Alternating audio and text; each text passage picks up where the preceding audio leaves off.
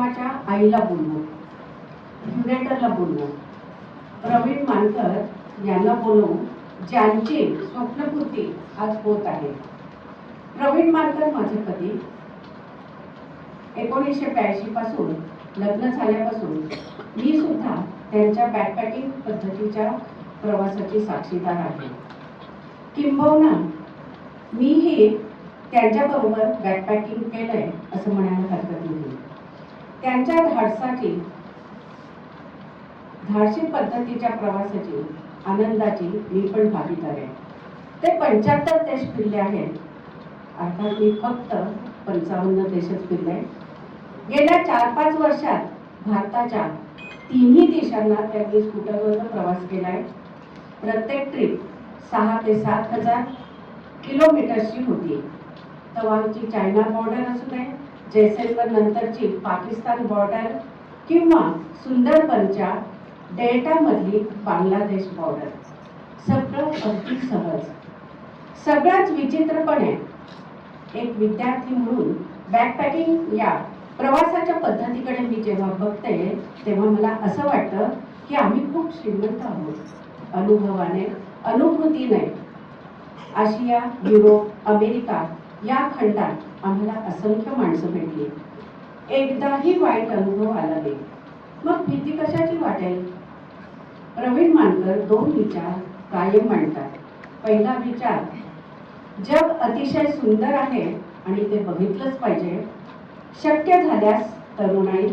आणि दुसरा विचार, जगात फक्त चांगलीच माणसं आहेत, जग प्रचंड माणुसकीने भरलेलं आहे, भारलेलं आहे. तर चला जाणून घेऊयात NBN या उपक्रमाविषयी, संकल्पनेविषयी. मी प्रवीण मानकर यांना विनंती करते की त्यांनी संकल्पनेविषयी सांगावं. वेळ आहे 15 मिनिटं.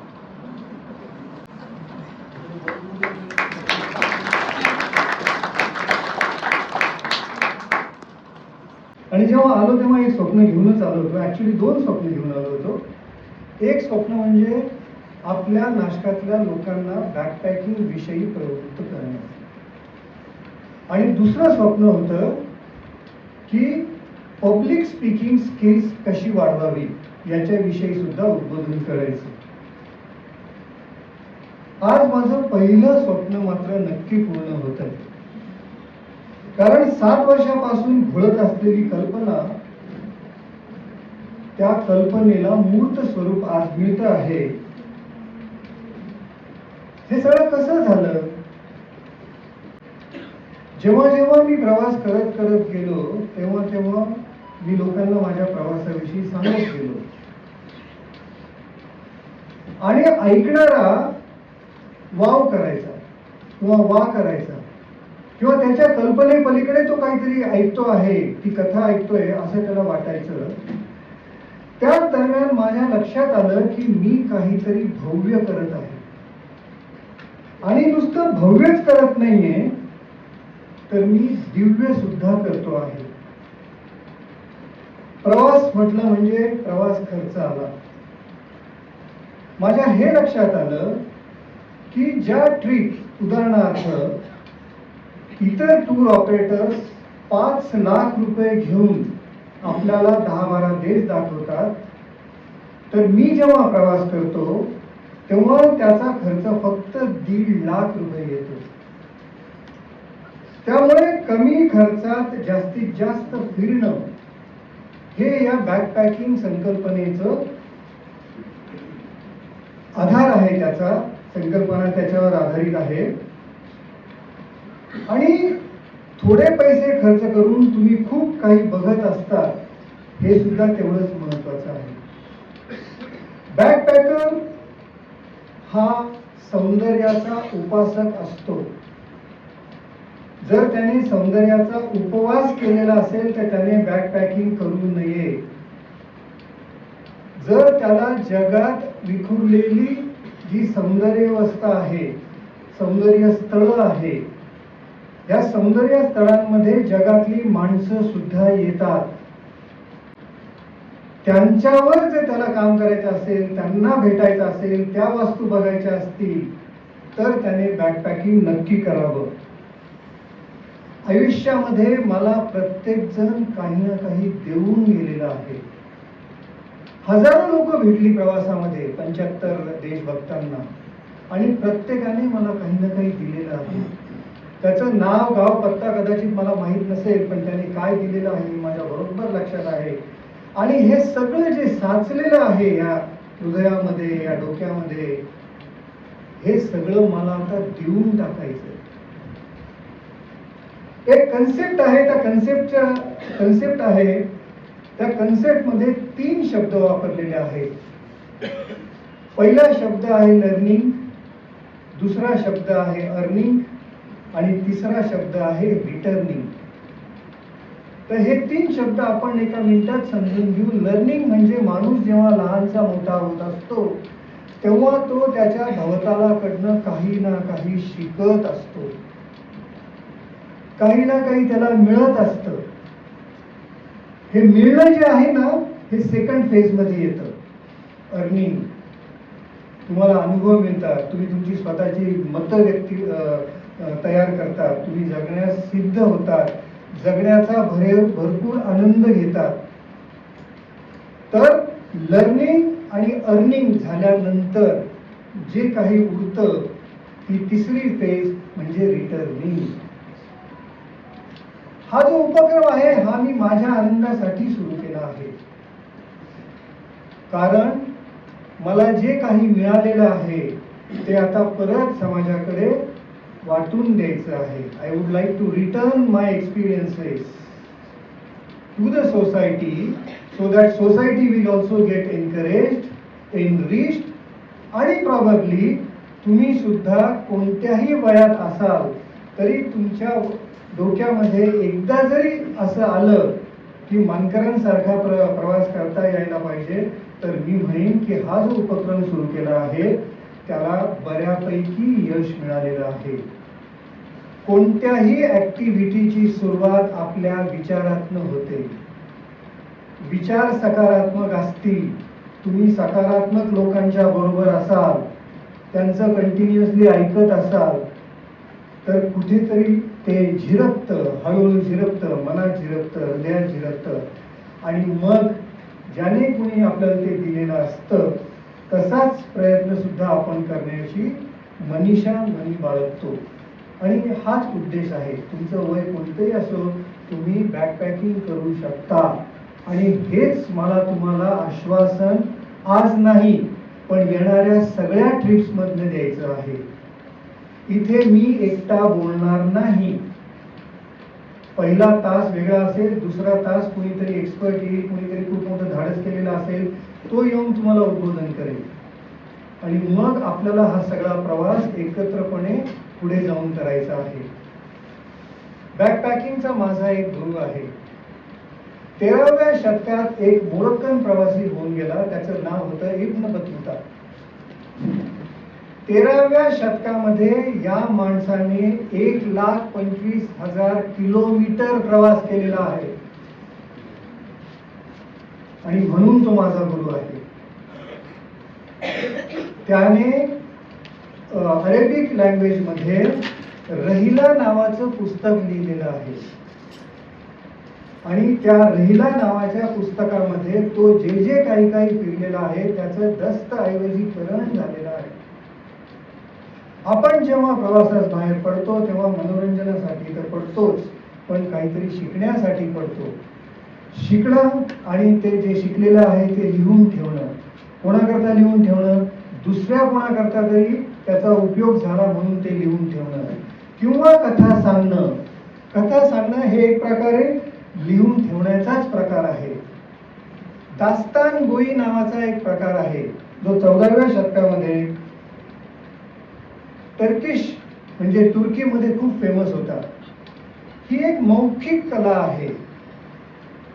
एका जनरेशननी दुसऱ्या जनरेशनला गोष्ट सांगणे म्हणजेच दास्तान गोई. आपला उद्देश असेल की आपण सगळेजण दास्तान गोई झालं पाहिजे, कथाकार झालं पाहिजे, गोष्टी सांगता यायला पाहिजे. गोष्टी सांगायच्या असेल तर पहिल्यांदा घराच्या बाहेर पडलं पाहिजे, आणि घराच्या बाहेर पडून अनुभव घेऊन परत नाशिकला येऊन नाशिक नेटवर्क बॅकपॅकर्स या नेटवर्कच्या संपर्कात येऊन आपण जे आज स्टेज उपलब्ध करत आहे, व्यासपीठ तयार करत आहे, तिथे येऊन तुम्ही गोष्ट सांगावी अशी माझी अपेक्षा आहे, असंही माझं एक स्वप्न आहे. तर ह्या प्लॅटफॉर्मवर तुम्ही सगळ्यांनी यावं अशी एकदम इच्छा आहे. बॅकपॅकिंग कसं करायचं याचं छोटे छोटे डोसेसमध्ये तुम्हाला इन्फॉर्मेशन मिळतच जाईल. बेसिकली आपल्याला नेटवर्क तयार करायचं आहे. कोणतीही संस्था वगैरे काहीच स्थापन करायचं नाही, सगळं इन्फॉर्मल असेल, कोणतीही फी नसेल, ज्याला पाहिजे तेव्हा त्यांनी यायचं, ज्या दिवशी ॲब्सेंट राहायचं तेव्हा त्यांनी नाही आलं तरी चालेल, पण शक्यतो येत जा, कारण हे ज्ञानामृत आपण वाटणार आहोत. या सगळ्या गोष्टीमध्ये भीती नावाचा एक अडसर प्रत्येकाच्या मनात असतो आणि ती भीती कशी कमी केली जाईल हे आपण या व्यासपीठावरनं बघणार आहोत. इतर लोक तुम्हाला उदाहरण देऊन सांगतील की मला आधी बोलता येत नव्हतं, आता मी उत्कृष्ट बोलू शकतो. मी बॅकपॅकिंग हा शब्द पहिल्यांदा या स्टेजवर ऐकला. आता मी उत्कृष्टपणे 10-12 ट्रिप झाल्यानंतर काही झालं तरी मी बॅकपॅकिंग करणार असाच माझा निर्धार असतो.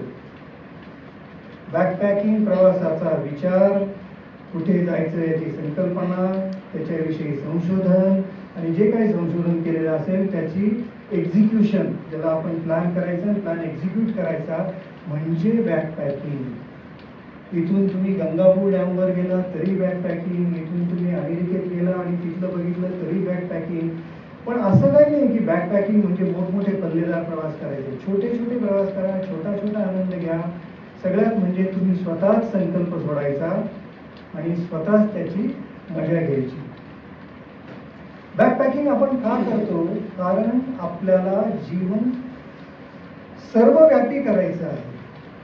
आपण सर्वव्यापी व्हायचं आहे. आपल्याला आपला दृष्टिकोन व्यापक करायचा आहे, म्हणून बॅकपॅकिंग करायचं असतं.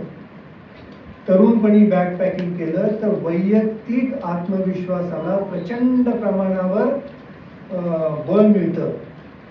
मॅनेजमेंट प्रोसेसेस तुम्ही बॅकपॅकिंग पद्धतीने कसा विचार करून धाडस करू शकता. मॅनेजमेंटमध्ये तुम्ही तुमच्या कुटुंबामध्ये सुद्धा तुम्ही बॅकपॅकिंग पद्धतीचा विचारांचा उपयोग करू शकता. तर बॅकपॅकिंग सुरू केलं की समाजाची, कुटुंबाची एक सखोल समज निर्माण होते आणि आपण पुढे जाऊ शकतो. बॅकपॅकिंग ही कला आहे, हे शास्त्र आहे आणि हा स्पोर्ट सुद्धा आहे. अशा तिन्ही गोष्टी बॅकपॅकिंगमध्ये सामावल्या जातात. सायन्स म्हणजे काय? कसं करायचं हे सांगणं. कला म्हणजे काय? आपले स्वतःचे स्किल्स डेव्हलप करायचे. त्यामुळे हे सगळं एकत्र आलं आणि तुम्ही जर बॅकपॅकिंग सुरू केलं तर सगळ्यांनाच आनंद होईल. जो चालतो त्यालाच मार्ग सापडतात, जो प्रवास करतो त्यालाच जग समजतं. मानवी संस्कृतीचा इतिहास हा एका जागी थांबून लिहिलेला नाही, तर तो भटकंत्या लोकांनी, ज्यांच्या पावलांनी तो लिहिला गेलेला आहे. प्रवास ही केवळ ठिकाणं बदलण्याची क्रिया नव्हे, तर ती एक जग समजून घेण्याची तपश्चर्या आहे. एका प्रवासातून दुसरा प्रवास, दुसऱ्या प्रवासातून तिसरा प्रवास, असं जेव्हा तुमचं सिनर्जी निर्माण होईल तेव्हा तुम्ही बॅकपॅकर्स होऊ शकता. तरुणांनी या बॅकपॅकिंगच्या मीटिंग्समध्ये यावं असं मला खूप प्रकर्षाने वाटतं. कारण खऱ्या अर्थाने जग जे सुंदर आहे ते तरुणपणीच नीट बघता येतं. गुडघे थकले की चालण्यावर लिमिटेशन्स येतात आणि मग मन कितीही धावत असलं तरी गुडघे नाही म्हणतात धावायला. त्यामुळे मी रिटायर्ड झाल्यानंतर असं कधी रिटायर असं काही विचार करू नका. तरुणपणी जे काय ओळखायचे ते ओळखून घ्या. कुसुमाग्रज एका ठिकाणी म्हणतात, माझं मराठीपण मी शोधलं ह्याच सह्याद्रीच्या कडे कपारी. तुमचा विश्वास नाही बसणार. कुसुमाग्रज आणि आमची फॅमिली शेजारी शेजारी राहत होतो. इथे ह्या स्टेजवर वेगवेगळ्या प्रवासाच्या आयटिनरीज, प्लॅन्स सुद्धा डिस्कस होणार आहे.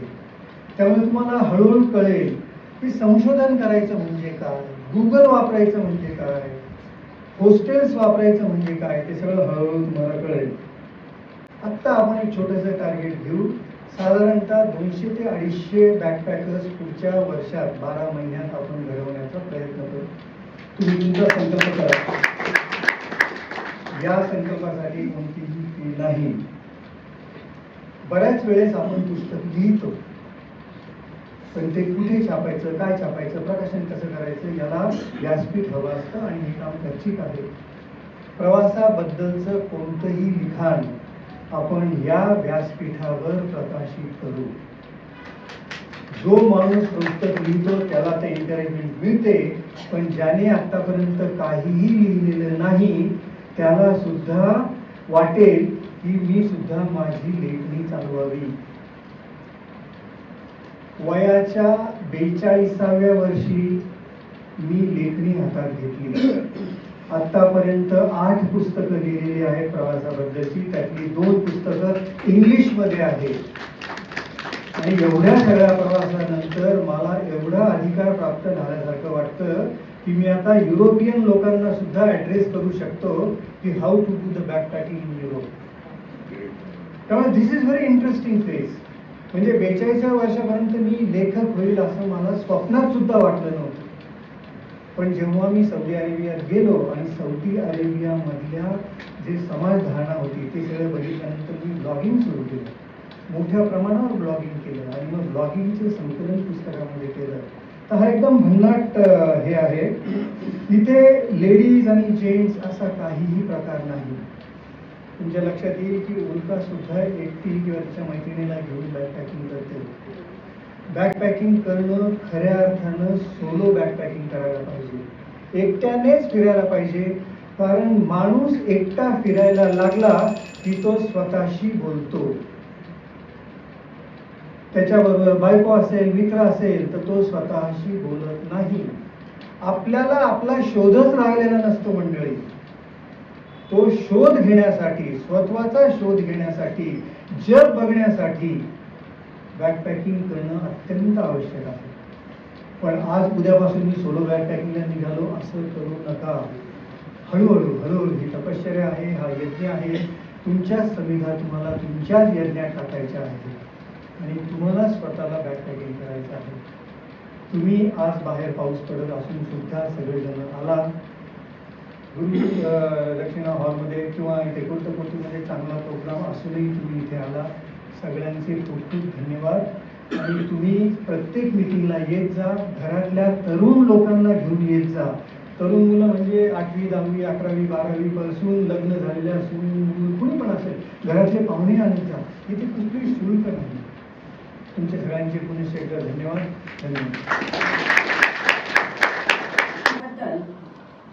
बॅकपॅकर मानकर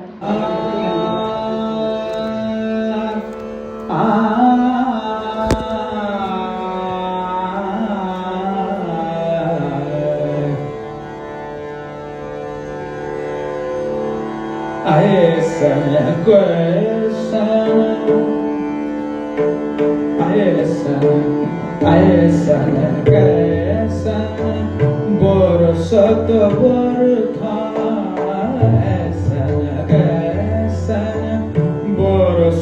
borkha